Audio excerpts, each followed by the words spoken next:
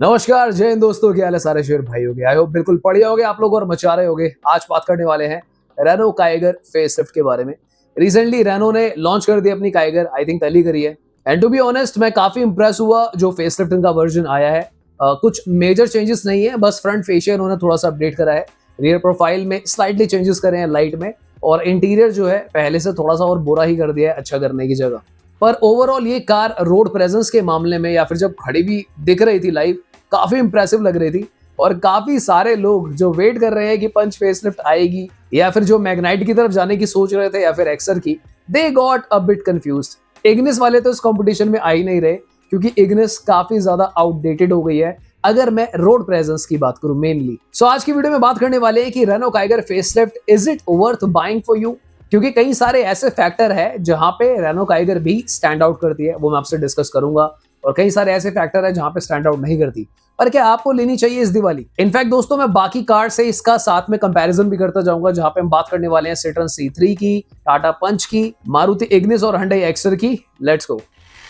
सो Kiger के looks जो है दोस्तों कभी भी ना बेकार नहीं थी। अगर आप प्री फेसलिफ्ट की बात भी करो तो वो भी काफी अच्छी लगती थी, अगर मैं रोड अपीयरेंस की बात करूं। इनफैक्ट ये कार शुरू से ही सेफ रही है। ये car already 4 star safety rated है, और अब तो इसमें बेस मॉडल के अंदर भी एज स्टैंडर्ड 6 एयरबैग्स रेनो आपको ऑफर कर रहे हैं। इनफैक्ट अब ये लोग रेट्रोफिट CNG भी देने लगे हैं, जो आपको पहले नहीं मिलती थी। तो काफी सारे पैरामीटर्स पे ये ग्रीन चेक लेकर आती है। स्पेशली अगर आप कार की प्रेजेंस की बात करते हो, काफी अच्छी लगती है रोड पे। आप पुरानी वाली भी देखोगे या फिर अब नई तो अच्छी लगी रही है, ये दोनों ही अच्छी लगती है।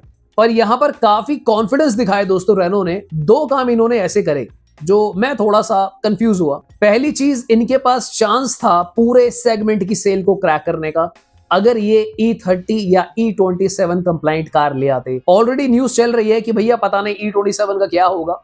उसके बीच में अगर काइगर फेसलिफ्ट लॉन्च हो रही थी, तो मुझे लगता है E27 पे ये लोग काम कर सकते थे, या फिर इनफैक्ट E30 पे भी काम कर सकते थे। अब मैं यहाँ पर ये भी नहीं बोल रहा कि यार आप E40 या फ्लेक्स फ्यूल कार बनाते, पर अगर E27 तक भी बना लेते तो अभी कोई भी कार अवेलेबल नहीं है। रेनो ने ये एक अपॉर्चुनिटी मिस कर दी, या फिर ऐसे बोल सकते हैं कि they did not pay attention. दूसरा कॉन्फिडेंस जो रेनो ने दिखाया वो भी मुझे काफी हैरान परेशान करने वाला लगा। इस कार की प्राइसिंग ऑन रोड ये कार आपको 7,15,000 रुपए की मिलेगी, यानी कि 7,15,000। जबकि दोस्तों अगर आप कंपटीशन में आने वाली कार्स के बारे में चेक करोगे रेट्स को, तो सिट्रन C3 तो 6 लाख ऑन रोड में मिल रही है। इन्होंने रिसेंटली अपनी कार के प्राइसेस को काफी ज्यादा कम किया। टाटा पंच जो सेगमेंट की लीडर है, हाईएस्ट बिकते हैं सेगमेंट पे, वो भी 6,90,000 रुपए की आती है। उसके बाद काफी बिकने वाली Hyundai Exter, even that is around 6.50 lakh. तो यानी कि प्राइस भी इन्होंने काफी ज्यादा रखा, क्योंकि फेसलिफ्ट आ गया। कुछ पॉसिबल रीजन मुझे लग रहा है हो सकते हैं कि इनको लगा कि यार हमारी कार में एज स्टैंडर्ड 6 एयर बैग्स आ रहे हैं, और सेफ्टी की अगर हम बात करें तो ये 4 स्टार मानी जा सकती है। तो चलिए फटाफट से बात करते हैं कि किन लोगों को रेनो काइगर लेनी चाहिए और किन लोगों को रेनो काइगर ना लेके बाकी ऑल्टरनेट्स पे जाना चाहिए, जो मैं आपसे शेयर करूंगा। सबसे पहले दोस्तों इस कार में 1 लीटर इंजन आता है, जिसके 2 ऑप्शन अवेलेबल है। 1 लीटर नेचुरल एस्पिरेटेड इंजन, जिसमें 3 सिलेंडर आपको मिलते हैं obviously, and 1 litre 3 cylinder turbo engine. पर दोस्तों प्रॉब्लम ये है कि जो इनका टर्बो आता है, टर्बो की प्राइसिंग जो है 10.5-11 लाख रुपए तक चले जाते हैं। अब इस प्राइस पे आपको भैया कितनी धुरंधर गाड़ियां ऑलरेडी मार्केट में अवेलेबल है, जहां पे स्कोडा काइलैक आती है, नेक्सॉन आती है, XUV300 आती है, वेन्यू आती है, सोनेट आती है, फ्रॉन्क्स टर्बो भी आती है। सो ऑब्वियसली कोई पॉइंट नहीं बचता कि आप इसके टर्बो की तरफ जाओगे। हालांकि वहां पे आपको CVT मिलता है, दैट्स अ गुड ट्रांसमिशन, पर अगेन इतना वर्थ नहीं लगता मुझे इतना पैसा काइगर पे लगाने। अगर हम बात करें इसके 1 लीटर इंजन की, जो कि नॉन टर्बो है, वहां पे आपको दोस्तों 71 bhp मिलता है, मात्र 71 bhp। वहीं पे अगर आप इसको कंपेयर करते हो टाटा पंच से, तो आपको 87 bhp मिलता है। तो ये काफी डिसेंट पावर होती है। मुझे लगता है एटलीस्ट इतनी पावर तो कार में होनी ही चाहिए अगर आप एक माइक्रो SUV ले रहे हैं। इनफैक्ट इग्निस एक्स्टर और सिट्रन C3 में भी आपको 82 के आसपास bhp मिलता ही मिलता है। काइगर का टॉर्क है 96 न्यूटन, और बाकी सारी कार्स का नियरली 115 न्यूटन टॉर्क है। तो सबसे बड़ी परेशानी ये बन जाती है कि जब ये कार फुल लोडेड होती है, इनफैक्ट 4 लोग भी बैठे होंगे, तो ये आपको काफी हद तक अंडर पावर लगेगी। इनफैक्ट दोस्तों हिल्स वगैरह के लिए तो मेरी तरफ से बिल्कुल भी रेकमेंडेड नहीं है। अब कुछ लोग ये कहते हैं कि यार हमने हिल्स पे इसको देखा है, चढ़ जाती है। देखो चढ़ तो साइकिल भी जाती है, मैंने काफी कमेंट्स पे रिप्लाई करा है। चढ़ जाने से नहीं होता है, हाउ इट्स परफॉर्मिंग। अगर एक कार अपनी फुल पोटेंशियल पे चढ़ती है तो वहां पे आपकी माइलेज भी ड्रॉप होती है, इंजन का वेयर एंड टियर बढ़ता है लॉन्गर ईयर्स पे। अगर दोस्तों आपका विजन ये है कि मेरे को 5-7 साल के लिए कार चाहिए और मे बी मैं चेंज कर लूंगा, उस केस में भी आप काइगर को ले सकते हो। हाईली रिकमेंडेड है कि आपको एक ऐसी कार चाहिए कि आपको शहर के अंदर ही पॉइंट ए से पॉइंट बी जाना है, आप कोई ड्राइव एंथुसियास्ट नहीं हो, आप यूजुअली 60 से 90 के बीच में कार को चलाना पसंद करते हो, क्योंकि ये एक स्वीट स्पॉट है जहां पे आपको एक कार अच्छी माइलेज भी दे देगी। और साथ ही में आपको कम पैसे में एक बड़ी कार चाहिए, क्योंकि ये काबिले तारीफ काम है कि जिस प्राइस में ये कार आती है, इसकी dimensions close to Tata Nexon Brezza के आसपास चली जाती है, काफी अच्छी लगती है देखने में। रोड अपीयरेंस के मामले में आपको ये टाटा पंच से थोड़ी सी बड़ी भी लगेगी। तो यानी कि उन लोगों को लेनी चाहिए जिनका यूसेज जो है काफी ज्यादा एक्सट्रीम नहीं है, बेसिक नेसेसिटीज के लिए चाहिए, घर के काम वगैरह करने के लिए या कभी कभी वीकली निकलने के लिए, पॉइंट ए से पॉइंट भी जाने की। बाकी इसका टर्बो जो है उसमें काफी अच्छी पावर आपको मिल जाती है, बट अगेन अगर आपको टर्बो में इसके पैसा लगाना है तो वो आपकी पर्सनल चॉइस है, क्योंकि 11 लाख रुपए में आपके पास अदर ब्रांड्स के टर्बो ऑप्शन भी अवेलेबल हो जाते हैं। अनदर रीजन आपको ये कार क्यों लेनी चाहिए, जैसा मैंने बोला कि इस कार का जो साइज है, जिस पैसे पे आती है, कम प्राइस पॉइंट पे बड़ी कार मिलती है। कार का बूट स्पेस जो है पूरे सेगमेंट में आपको सबसे ज्यादा मिलेगा, यानी कि पंच, एक्सर, इग्निस, आप इनका पूरा देख लो हिसाब किताब, आपको जो ग्राउंड क्लियरेंस है या फिर जो बूट स्पेस है काफी अच्छा मिलता है। इनफैक्ट अगर हम व्हील बेस की बात भी करते हैं तो वो भी आपको 2500 mm को मिलता है, which is almost exactly like Nexon और ब्रेजा।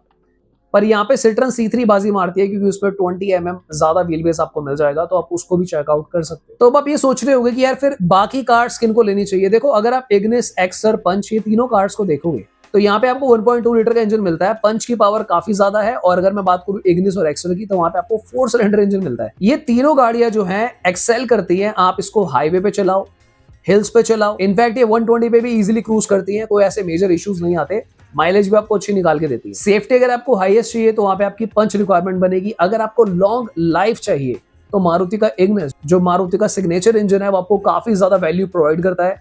माइलेज भी इग्निस की काफी ज्यादा है। इनफैक्ट Hyundai का फिर एक्स्टर में कापा इंजन आता है, वो भी 4 सिलेंडर है, ड्यूअल सिलेंडर CNG में भी अवेलेबल है। एंड मोर ओवर दोस्तों, आपको एक्स्टर और पंच में फैक्ट्री फिटेड CNG मिलती है। अगर आप काइगर के केस में देखोगे वहां पे आपको रेट्रोफिट CNG मिलती है। अगर आपको इसका पूरा डिफरेंस समझना है तो इसकी एक अलग वीडियो है कि रेट्रो CNG और सर्टिफाइड CNG में क्या फर्क होता है। तो इन शॉर्ट दोस्तों, मारुति, Hyundai, टाटा जब CNG बनाते हैं तो पूरी कार को रिकैलिब्रेट करते हैं, जहां पे कार के ब्रेक्स हो या फिर कार के इंजन की परफॉर्मेंस हो, सब कुछ रिकैलिब्रेट करके कार को ऑप्टिमाइज करके आपको डिलीवर किया जाता है, ताकि सेफ्टी भी इंश्योर हो और साथ में परफॉर्मेंस भी। इनफैक्ट अगर आप काइगर या फिर इनफैक्ट मैग्नाइट CNG भी लोगे दोस्तों, वहां पे आपको एक मेजर चैलेंज आने वाला है। वो ये है कि दोस्तों ये कार आपको 71 bhp देती है पेट्रोल में, क्योंकि 1 लीटर इंजन है, मैंने आपको बताया।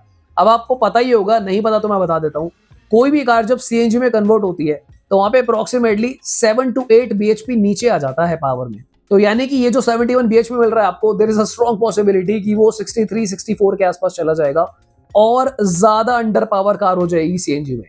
माइलेज दे देगी, पर वही है, कार जो है बिल्कुल आपकी दब के चलने वाली, दब के चलेगी तो भी कार पे काफी लोड पड़ेगा, परफॉर्म बेटर नहीं करेगी, घूम फिर के बात वही बढ़ जाए। तो यहाँ पर टाइगर फेसलिफ्ट एक बेकार कार नहीं है दोस्तों, but it is targeting a particular set of audience, यानी कि ये कुछ गिने चुने लोगों के लिए है। जैसा मैंने बोला, स्पेशली उन लोगों को बिल्कुल नहीं छोड़नी चाहिए जिन लोगों को एक सुंदर कार चाहिए कम पैसों में, जिन लोगों को ज्यादा स्पेस चाहिए कम पैसों में, जिन लोगों को बहुत उड़ानी नहीं है गाड़ी, बस चलानी है, पॉइंट ए से पॉइंट बी करना है, कि भैया जा रहे हैं नोएडा से गाजियाबाद, गाजियाबाद से नोएडा, नोएडा से दिल्ली, तो हाईवे वगैरह पे ये ठीक ठाक परफॉर्म करेगी। बट अगेन ओवरटेकिंग करते टाइम आपको थोड़े इश्यूज आएंगे अगर आप इसका नेचुरल एस्पिरेटेड इंजन लोगे। सो सज्जन व्यक्ति की तरह बिल्कुल जनसाधारण गाड़ी चलानी है तो बिल्कुल चलाइए। एज स्टैंडर्ड 6 एयरबैग्स भी रेनो आपको बेस मॉडल से ऑफर कर रहे हैं। एक ऐसा पॉइंट है जहां पर ये सारी गाड़ियों को बीट करती है दोस्तों, वो है इस कार की road presence plus boot space, in fact ground clearance.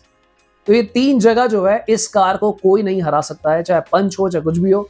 हालांकि अब अगर पंच फेसलिफ्ट जब आएगा तो पंच फेसलिफ्ट के लिए राहें थोड़ी सी मुश्किल है, क्योंकि पंच को अब डिफाइन करना पड़ेगा कि भैया मैग्नेट भी अगर आप देखते हो आज की डेट में काफी अमेजिंग रोड प्रेजेंस है उसकी, पर वही फैक्टर्स आ जाते हैं कि टर्बो महंगा है, NA इंजन 1 लीटर का है, तो उस वजह से सेल कम होती है। तो यानी कि टाटा के पास पूरे रास्ते खुले हुए हैं, अगर वो शानदार डिजाइन बना देते हैं टाटा पंच का, तो मुझे लगता है सेगमेंट विनर ही रहेगी टाटा पंच। लास्ट में मैं यही बोलना चाहूंगा काइगर के लिए, मुझे अक्सर इस कार को लेके काफी दुख होता है। बाय एनी चांस गलती से ये कार अगर मारुति, Hyundai या टाटा किसी के पास भी अगर ये वाला डिजाइन होता, दोस्तों मैं आपको बता रहा हूं यही कार सेगमेंट लीडर होती। सिर्फ अपने 1 लीटर इंजन की वजह से मार खाती है। गलती से अगर किसी दिन रेनो ने कोलैब कर लिया ना किसी और कंपनी से कि इसमें 1.2 लीटर का इंजन डाल दो, चाहे मैं कह रहा हूं सिट्रन वाले डाल दो, इसकी सेल ऐसे स्काई रॉकेट होगी पता भी नहीं चलेगा। तो दोस्तों ये थे कुछ विचार जो आप लोगों के क्वेश्चंस पे बेस्ड थे। आई होप इस वीडियो से आपको काफी हेल्प मिली होगी और आप एक क्लीन डिसीजन बना पाएंगे कि आपको कौन सी कार लेनी चाहिए या फिर नहीं लेनी चाहिए। आज की वीडियो के लिए इतना ही। मेरा नाम है हिमांशु, आप देख रहे हो turbo versus GT. Please consider subscribing if you like this video और शेयर भी कर देना उसके साथ जिसे इसकी नीड हो। मिलते हैं दोबारा, बाय बाय, टेक केयर।